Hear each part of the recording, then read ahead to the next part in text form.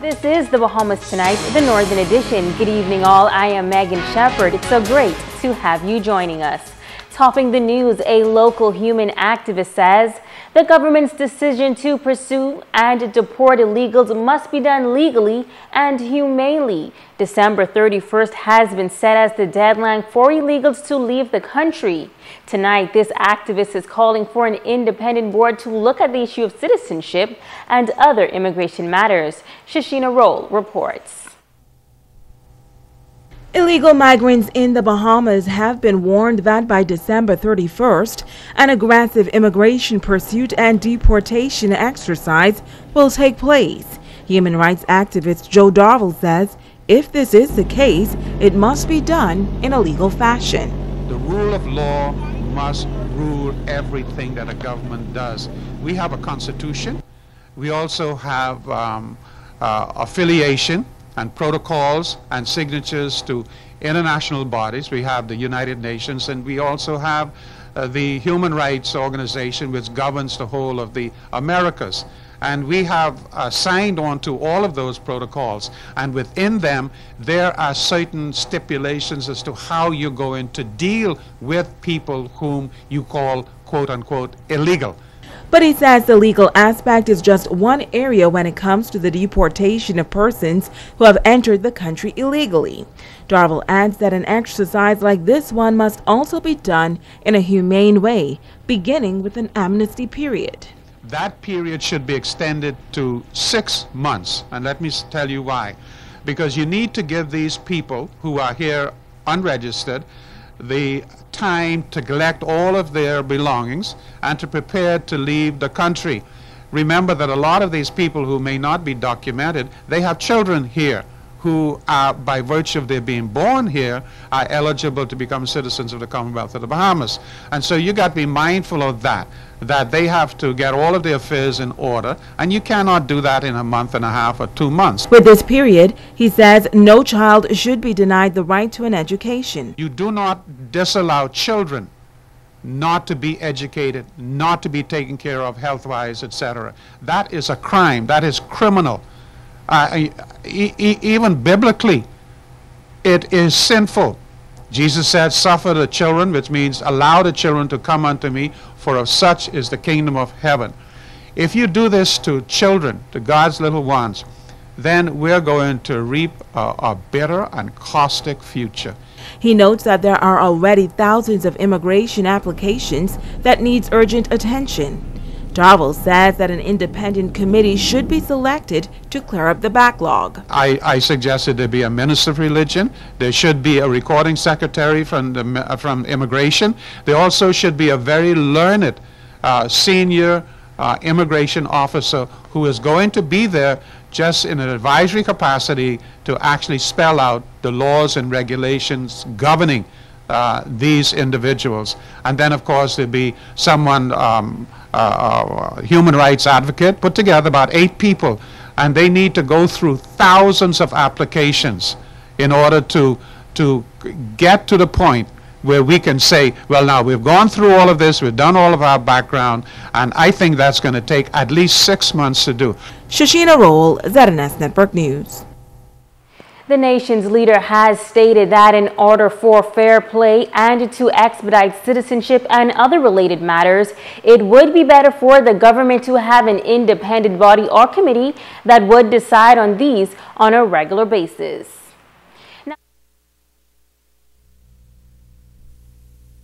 And Donna Sanko disappeared while piloting a Cessna 150 aircraft here in the Bahamas.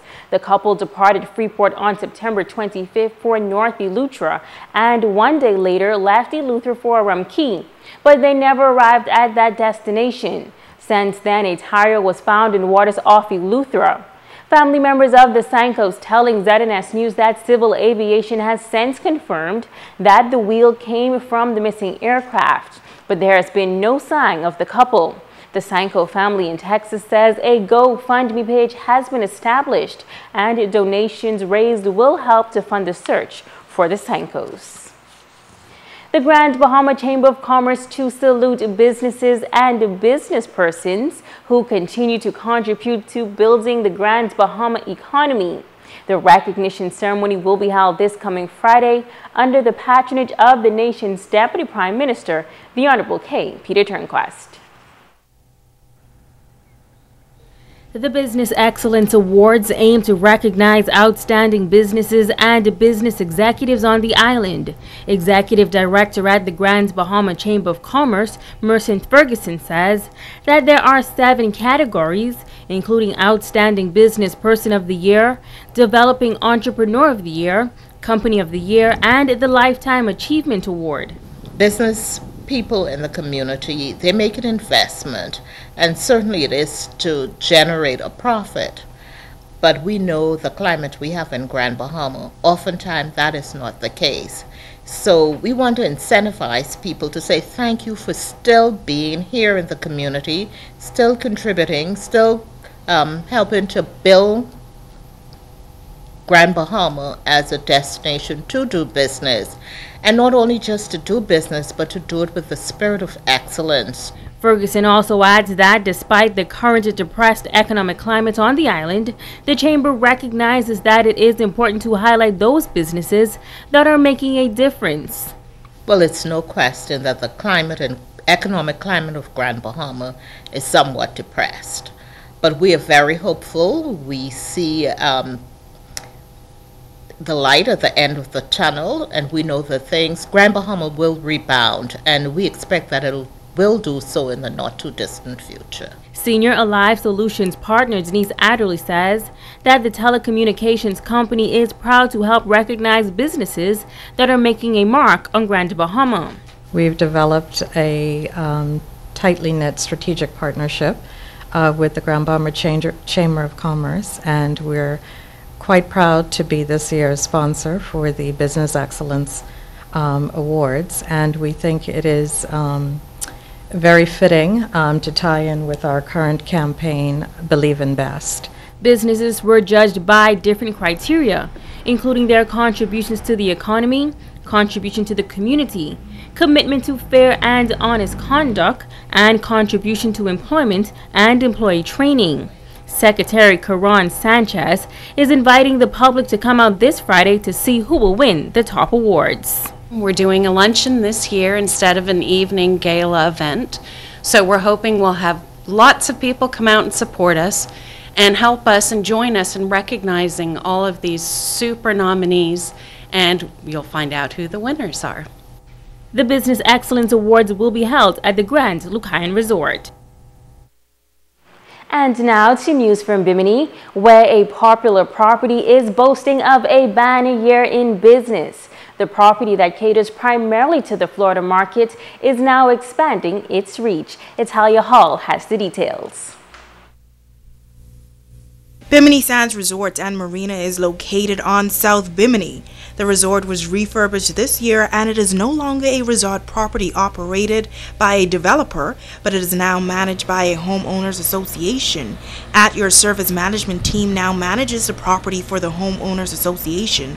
Assistant property manager Gaylord Taylor says the resort currently employs 68 employees during season and 42 employees during the off season. We took over in March, and we basically run everything on the property: maintenance, the stores, the restaurants.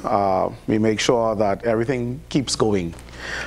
We even at some point we deal with the aspects of the marina, making sure that everything is operating. We deal with the fuel. There are a total of 214 units and 115 are owned. He says business has been impressive over the years, and they are now working on some major upgrades. We're putting space there to hold events.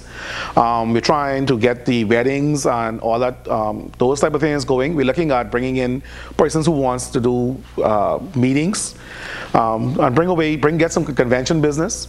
But we are primarily boaters' paradise, and so we're getting back into that as well. Taylor says visitors come from the U.S., Canada, and Europe. They come here to have an experience. Bimini Sands for them, as I indicated earlier in a private conversation, is a generation property. I've met persons here who've been coming from since they were children and now bringing their children. Rental coordinator Brad Michael has been a homeowner since 1999. He has watched the development of the property over the years. We have going on now with the homeowners having a direct input as to what happens here. So that's been a benefit for everybody. Things like the infinity pool deck, we just added a oceanfront pavilion to get more groups in here, more weddings, and it's just been a very positive vibe. It's Halia Hall, ZNS Network News. Stay with us. The Bahamas Tonight, the Northern Edition continues in just a moment.